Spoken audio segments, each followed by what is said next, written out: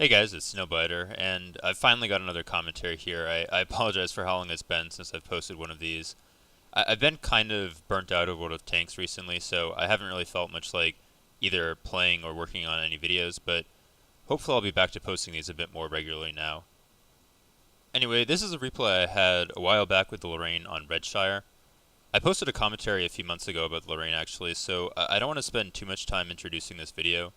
But as I mentioned in that other commentary, I feel like I tend to play autoloaders pretty well, and I think the Lorraine in particular is a tank that really clicked for me. So I wanted to post another Lorraine commentary just to talk a bit more about my thought process as I'm playing this tank. So I'll get this replay started. You'll notice that this is a tier 8 game, and it's actually a really nice matchup. There's only 3 tier 8s per side, and there's no artillery, so it's the kind of game that I should be able to have a lot of impact in. That being said though, I want to be careful about being too aggressive with the Lorraine because it's very easy to lose HP if you overextend with this tank. And Redshire is a pretty open map as well, so I'm going to be a bit passive to start. One thing I like to do from the north spawn if I'm playing kind of passively is I like to post up around C4 or C5 and pre-aim toward F4 to see if the scouts on my team get any early lights. You can see that LTG is doing a pretty aggressive spotting loop, and if anything goes to F3, they can kind of get lights on enemy tanks that might be on that opposite hill from me. So I'm able to get a shot into that Wheezy 131 as he's trying to run away. And unfortunately my shot on the T20 missed, but I'm able to use this rock as cover, so I'm not too worried about getting hit from this position. And I'm really just waiting to see what gets lit on that ridge. So actually as I go to move away, I light this SE100 and put a shot into him. I didn't want to risk getting or losing HP there, so when I saw him aiming at me after I took that first shot, I just kind of took a quick snapshot in the second shot, which unfortunately bounced, but SU dies anyway. And now that I'm on reload, I decide to move up. Most of my team has gone to the 9-0 line, but I saw the TVP on my team moving up down the 3 line, so I wanted to make sure to support him because in a matchup like this, it's really important that your top tiers stay alive as long as possible. And based on what's been lit so far, it doesn't look like any of the enemy tier 8s have gone to this area of the map, so I'm not too worried about being pushed or overwhelmed, even though we don't have a ton of support here. So as I move up, I spot this T150, and I decide to just trade shots with him. He does hit me for about 300 HP, but I get 3 shots off in return, so it's a decent trade. And then since I saw the TVP had pushed up into the next dip, instead of backing off to reload, I just pushed forward and put my last shot on the T20 as he's trying to run away. Now I'm on reload, so I can't do anything to prevent any of those enemy tanks from peeking us, and unfortunately that TVP kind of blocked me before I could get into a better position, so the heavy tank number 6 puts a shot into me and takes out my ammo rack. But even though I can't do anything to get a trade out of losing that HP, I'm still healthy enough that I feel like we should be able to clean up this side of the map pretty easily. A lot of the enemy tanks in front of me are low HP, so once I'm reloaded, I just want to try to peek up while the enemy is distracted by the TVP on my team, and then see if I can take out a few of those one-shots. So I poke over the ridge around F4, and those 3 enemy tanks by that rock are at least partially distracted by the TVP. So I get a couple free kills there on the T20 and heavy tank number 6 who weren't even facing toward me. I wanted to try to get a kill shot on the T150, but I felt like I wasn't really going to be able to safely get a shot on him without sort of overexposing myself, and I definitely didn't want to lose any more HP. So I just put my last 2 shots in that Tiger 1. Now, we've pretty much completely lost control of the 9-0 line, and since I'm on reload anyway, I decided to just fall back toward our base. I'm thinking that the TVP and IS should be able to clean up the 3-4 line without me, and I want to try to get back into a supportive position in case the enemy pushes toward our base. And as I'm relocating, the enemy object 416 gets lit in the middle of the map, so I want to try to take him out. I was a bit careless though and got lit myself as I was falling back, so I decided to wait behind this rock until I'm unlit before peeking out. And I see that the 416 is exposed to me, so I make sure to pre-aim and get a couple shots into his side. He gets into cover before I can finish him off, but he's now basically a one-shot for any of the other tanks left on my team, and there one of the ISs gets the kill shot. And then I saw this Jackson was exposed, so instead of reloading, I reverse back until I have a shot on him. And my first shot hits, and I take the second one blind. I couldn't really tell if he was in the same place or not, but I'm hoping that I left him on very low HP. Now, my team is still at a bit of a disadvantage, and normally in this kind of situation when my team is on the defense, on this map I would try to play the hill around C4 and try to punish the enemy tanks as they push out in the open toward our base. But in this game my teammates are kind of in a weird position. They're actually pretty forward, and I didn't think I would be able to effectively support them from the hill, so I decided to actually move around to the north and try to create a crossfire so that when the enemy pushes towards those ISs in particular in the middle of the map, I would be able to get side shots on them.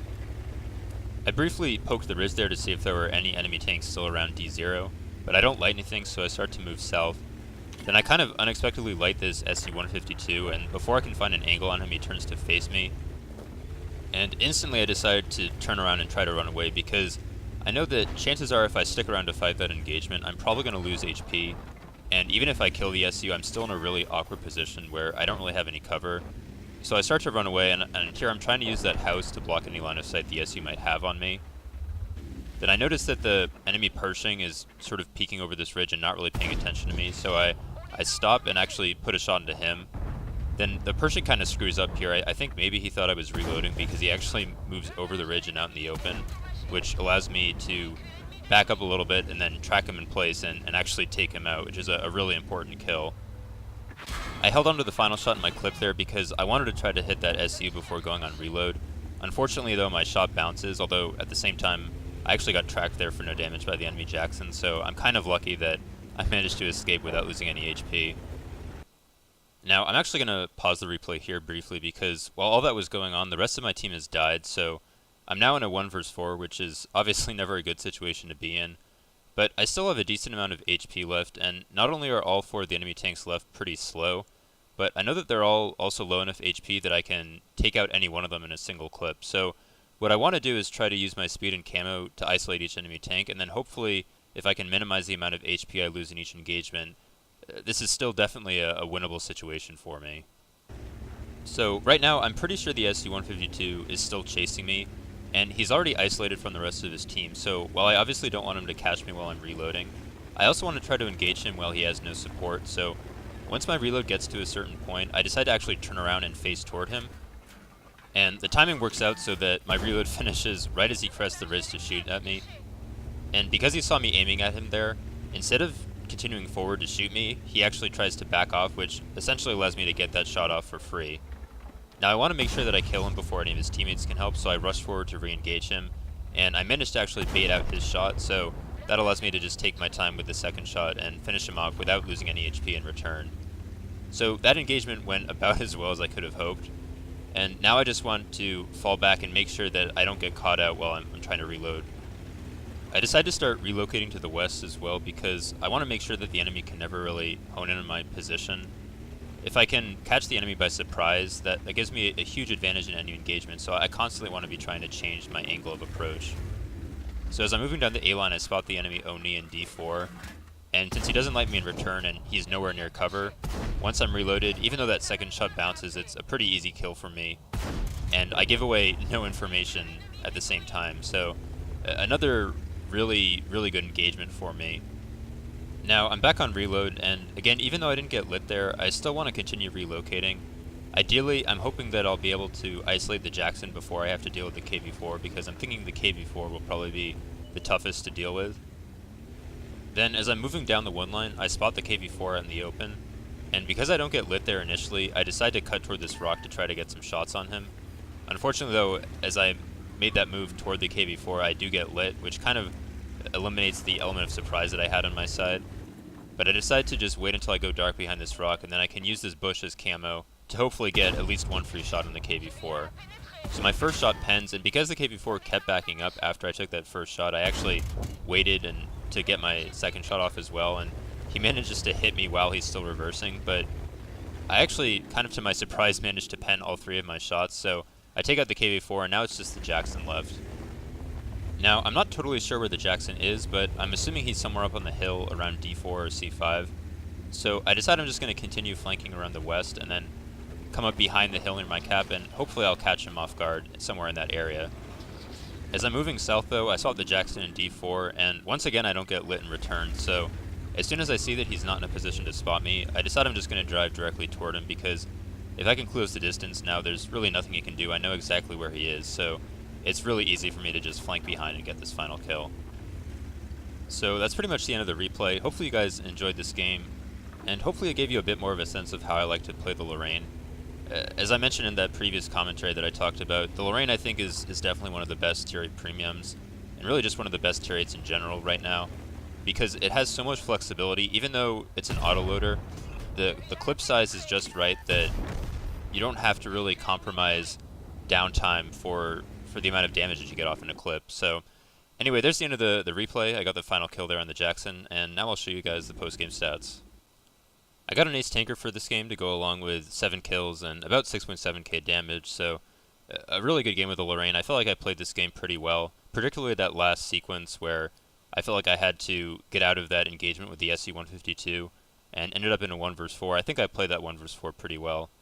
But anyway, I hope you guys enjoyed the video and the commentary, and as I said before, hopefully I'll be able to start posting these a little more regularly now. So anyway, thanks for watching, hope you guys enjoyed it, and I'll see you guys later.